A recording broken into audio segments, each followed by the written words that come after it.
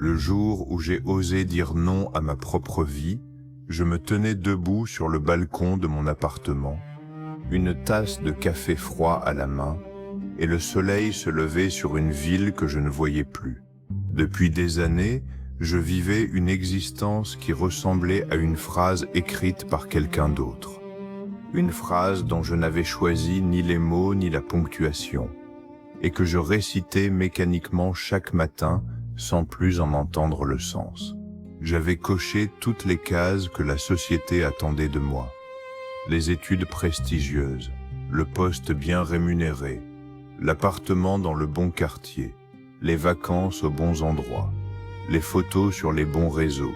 Et pourtant, au milieu de cette réussite parfaitement orchestrée, j'étouffais. Quelque chose en moi hurlait dans une langue que je refusais d'entendre.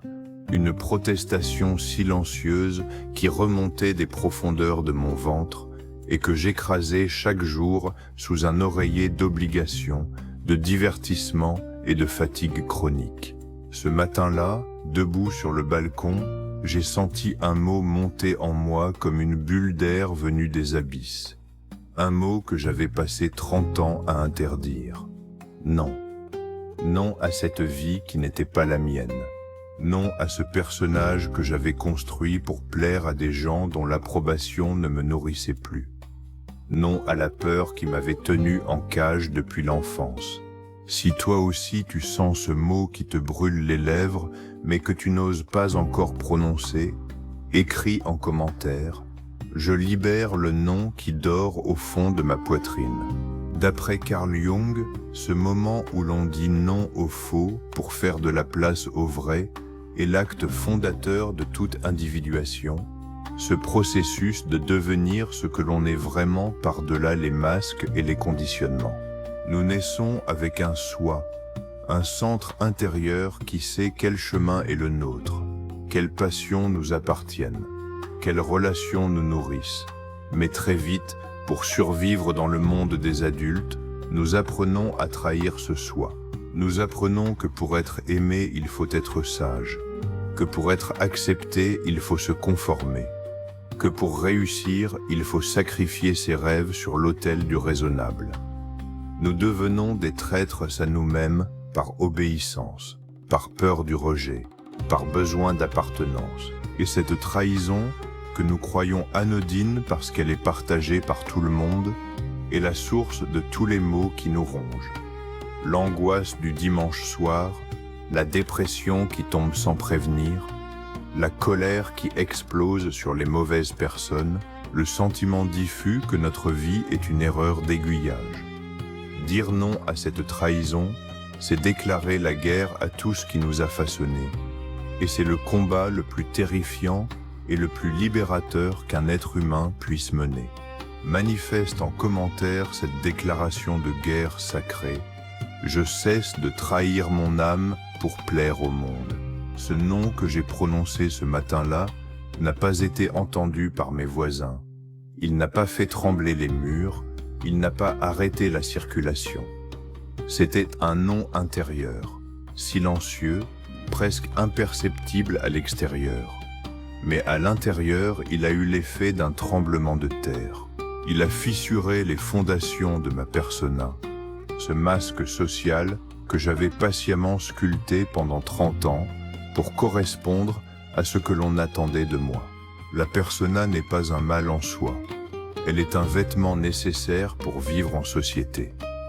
Mais quand le vêtement colle à la peau au point de ne plus pouvoir l'enlever, quand on se prend pour son costume, on meurt à l'intérieur sans même s'en rendre compte. Mon costume à moi était celui du jeune homme brillant et accommodant, toujours disponible, jamais en conflit, jamais trop bruyant, jamais trop passionné, lisse comme un galet poli par des années de conformisme. Il m'avait valu l'approbation de mes parents, les promotions de mes supérieurs, les sourires de mes relations, mais il m'avait coûté mon âme. Et ce matin-là, j'ai commencé à l'enlever, fil par fil, non pas dans un geste spectaculaire de révolte adolescente, mais dans un travail patient et douloureux de deuil de ce personnage qui m'avait protégé avant de m'emprisonner. Écris en commentaire cette vérité que ton âme attend de toi. J'enlève le masque qui m'étouffe, même si le monde me préférait masquer. Ce que j'ai découvert en retirant ma persona, c'est que le nom que je venais de prononcer n'était qu'une première syllabe, et qu'il devait être suivi d'un oui bien plus vaste et bien plus exigeant. Dire non à la vie qu'on ne veut plus ne suffit pas, il faut dire oui à la vie qui nous appelle. Et cette vie, bien souvent, nous terrifie encore plus que la prison que nous venons de quitter. La liberté fait peur, elle donne le vertige, elle nous place devant l'immensité de nos possibles sans le garde-fou des conventions et des attentes sociales. Quand j'ai quitté le chemin balisé que j'avais suivi toute ma vie, je me suis retrouvé dans une forêt sans sentier, sans boussole, sans carte, avec pour seul guide cette voix intérieure que j'avais ignorée si longtemps et dont je ne savais même plus reconnaître le timbre. D'après Carl Jung, cette forêt, c'est l'inconscient, et la voix qui nous guide à travers elle, c'est le soi. Mais pour entendre cette voix, il faut accepter de traverser un désert de silence, un temps de solitude et d'incertitude où l'ancien est mort et où le nouveau n'est pas encore né. C'est le prix du oui à son âme. Et ce prix, personne ne peut le payer à notre place. Si tu es dans ce désert en ce moment, entre un non que tu as déjà dit et un oui que tu n'oses pas encore prononcer, écris en commentaire « J'accepte le désert qui sépare l'ancienne vie de la nouvelle ». Le oui à mon âme a pris des formes que je n'aurais jamais imaginées dans mon existence précédente. Celle du personnage rangé et prévisible que j'avais cessé d'être. Il m'a conduit à quitter un métier lucratif pour une activité qui avait du sens, à délaisser des relations confortables mais vides pour des amitiés vraies mais exigeantes, à vendre des objets dont je n'avais pas besoin pour acheter du temps dont j'avais désespérément besoin. Il m'a conduit à me lever le matin avec la peur au ventre et l'excitation dans la poitrine, ces deux sentiments qui sont les deux faces de la même pièce quand on marche vers son destin. Il m'a conduit à tomber, à échouer, à me relever, à douter, à persévérer, à pleurer de fatigue et à rire de soulagement dans la même journée. Ce oui était exigeant. Il ne m'a pas promis le bonheur facile. Il m'a promis la vie pleine, la vie réelle, la vie où chaque instant a le goût de la vérité plutôt que l'arrière-goût du compromis. D'après Carl Jung, la vocation, ce n'est pas un métier, c'est la réponse que l'on donne à l'appel du soi, et cette réponse peut prendre 1000 formes différentes selon les individus, mais elle a toujours la même signature. Elle nous rend plus vivants, plus éveillés, plus pleinement nous-mêmes. Manifeste cette aspiration en commentaire. Je dis oui à ma vocation, même si elle me fait trembler. Ce chemin du non libérateur et du oui créateur m'a appris une leçon que personne ne m'avait enseignée à l'école.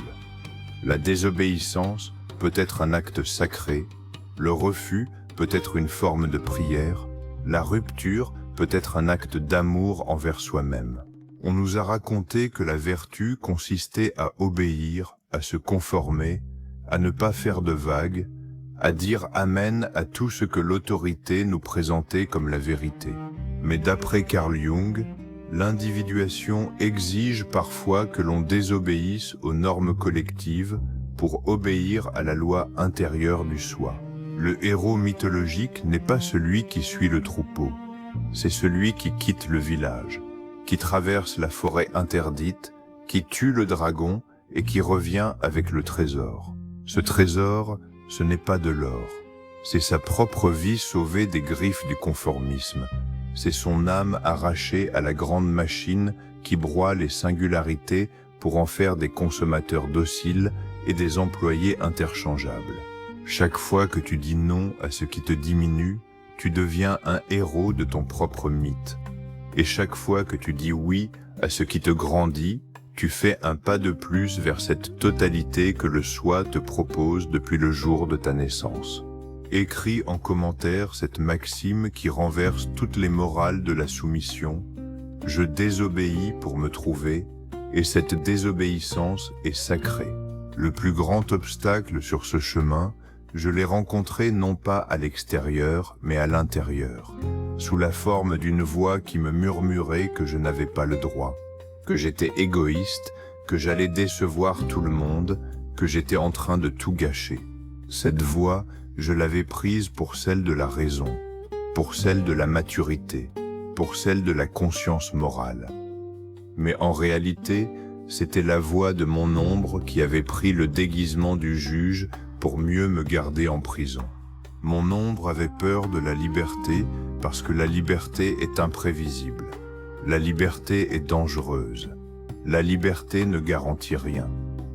Elle préférait la cage connue à l'horizon inconnu, comme tous les prisonniers qui finissent par aimer leur chaîne parce qu'elle les rassure. Faire taire cette voix, ou plutôt la reconnaître, la nommer, la remercier pour son inquiétude et passer outre. C'est l'acte le plus courageux que j'ai jamais accompli. Le courage n'est pas l'absence de peur, c'est la décision que quelque chose est plus important que la peur. Et ce quelque chose, pour moi, c'était ma vie, ma vraie vie, celle qui m'attendait de l'autre côté du non. Si tu entends cette voix en toi qui te dit que tu n'as pas le droit de dire non, écris en commentaire. J'entends la peur, mais je ne lui obéis plus. Ma vie est plus grande que mes peurs. Aujourd'hui, je ne vis plus dans la cage qui m'avait été assignée à la naissance. Mais je ne vis pas non plus dans un paradis sans souffrance ni doute. La vie que j'ai choisie en disant non, puis en disant oui, est une vie réelle. C'est-à-dire une vie où la joie et la peine se côtoient, où les échecs alternent avec les victoires, où le sens n'est jamais acquis une fois pour toutes, mais se renégocie chaque matin dans le dialogue avec le soi. La différence, c'est que je ne suis plus un étranger dans ma propre existence. Je ne me réveille plus avec le sentiment d'habiter la vie d'un autre. Je ne regarde plus le plafond la nuit en me demandant à quoi tout cela rime. J'ai accepté le prix de la vérité, et ce prix, c'est d'être pleinement responsable de ma vie au lieu de la recevoir comme un scénario écrit par d'autres.